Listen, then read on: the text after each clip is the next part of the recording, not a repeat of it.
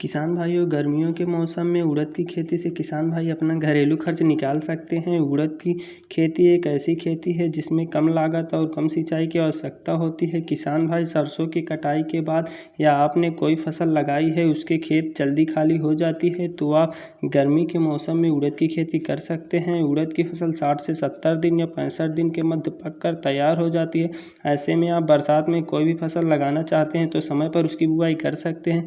गर्मी के मौसम में उड़द की खेती से आप अच्छा मुनाफा कमा सकते हैं, अपना घरेलू खर्च निकाल सकते हैं। इस वीडियो को आप पूरा देखिए। इस वीडियो में आपको उड़द की खेती की पूरी जानकारी दी जाएगी। जो भी किसान भाई हमारे चैनल पर नए हों, चैनल को सब्सक्राइब कर दीजिए। अगर आपको ये वीडियो पसंद आता है तो अपनी तरफ से एक लाइक ज़रूर करिए। तो चलिए वीडियो को शुरू करते हैं। तो किसान भाइयों, सरसों की कटाई कई क्षेत्रों में शुरू हो चुकी है। जब भी आपका खेत खाली हो जाता है, खेत को खुला छोड़ दें और 1 से 2 बार जुताई करें। हो सके तब तक आप गोबर की खाद का प्रयोग कर सकते हैं। उसके बाद क्यारियाँ बनाकर उनमें छिड़काव विधि से आप उड़द की बुआई कर सकते हैं।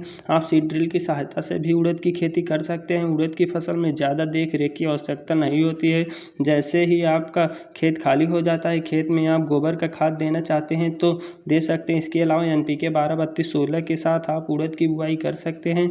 उड़द की बुआई में ज़्यादा खाद की कोई ज़रूरत नहीं होती है। आप आसानी से क्यारियों में उड़द की बुआई कर सकते हैं। वैरायटी आपके क्षेत्र में प्रचलित है। जो भी वैरायटी आपको मिल जाती है वो वैरायटी आप लगा सकते हैं। हो सके जहाँ तक आपको हाइब्रिड वैरायटी लगाना है।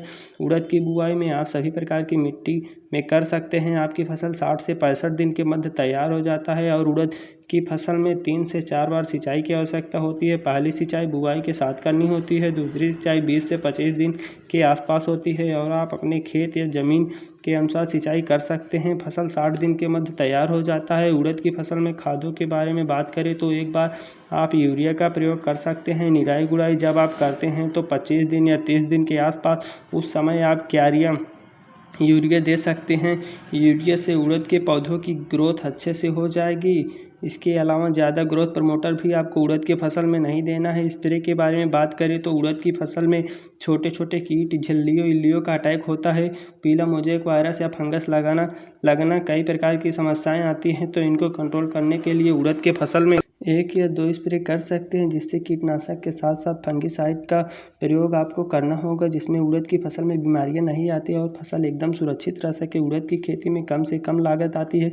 आपकी फसल भी जल्दी से तैयार हो जाती है। जल्दी से आप कटाई कर हार्वेस्टिंग ले सकते हैं। उत्पादन के बारे में थोड़ा बहुत बात करते हैं तो किसान भाइयों, 1 एकड़ में 2 से लेकर 5 कुंटल उत्पादन आप ले सकते हैं, यानी कि 1 बीघे में 2 कुंटल या 3 कुंटल। आपकी कंडीशन फसल के अनुसार या आपके क्षेत्र के जलवायु के अनुसार उत्पादन कम या ज़्यादा हो सकता है। लेकिन किसान भाइयों, उड़द की खेती में लागत कम आती है, जिससे किसान भाई गर्मी के मौसम में इसकी बुआई कर सकते हैं। खासकर उन इलाकों में जहाँ पर पानी की कमी है, उन इलाकों में किसान भाई उड़द की खेती कर सकते हैं और इस खेती से गर्मी के मौसम में अच्छी कमाई कर सकते हैं। अगर आपको हमारे द्वारा दी गई जानकारी अच्छी लगी हो तो आप एग्रीकल्चर ब्लॉग यूट्यूब चैनल को लाइक एवं सब्सक्राइब अवश्य करें। ऐसे ही वीडियो के साथ हम आपके साथ आते रहेंगे।